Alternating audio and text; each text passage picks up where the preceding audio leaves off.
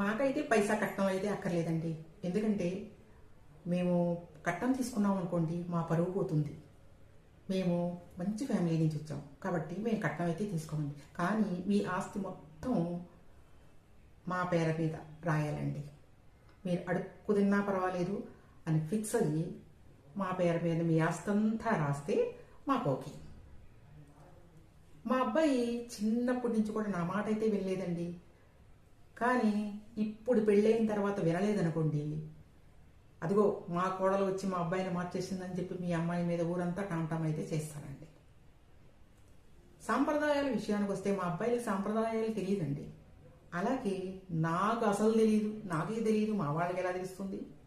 కానీ నాకు వచ్చే కోడలు మాత్రం సాంప్రదాయాన్ని శుద్ధ పురుషుని అయి ఉండాలండి. సూపర్ లేడీ అయితే అయి ఉండాలి నా కోడలు. నేనైతే ఇదిగోండి నా సోకుల కోసం నా కొడుకు సంపాదన వాడుకుంటాను అంతే. నా కొడుకు సంపాదన అంతా నాదే. రాత్రే ఇది మీషో నుంచి ఆర్డర్ ఇచ్చుకున్నానండి. చూసారా ఎంత బాగుందో. అలాగే ఇదిగోండి ఇవన్నీ కూడా నేను మీషో నుంచే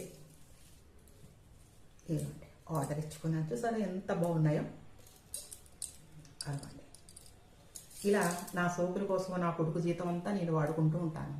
అదే నా కోడల పేరు మీద అమెజాన్ నుంచి కానీ ఎక్కడి నుంచైనా ఒక ప్యాకెట్ వచ్చింది అనుకోండి, అదో నా కొడుకు సంపాదన అంతా సర్వనాశనం చేస్తుందని చెప్పి నా కొడుక్కి కోడలకి మధ్య గొడవలు పెట్టి అందరికీ టామ్ అయితే చేస్తాను. నా కోడలు నా మాట వినలేదనుకోండి, నా కోడలమ్మ నా మాట ఎందుకు వినలేదు, నేనేమంటే వినలేదు అనేది మాత్రం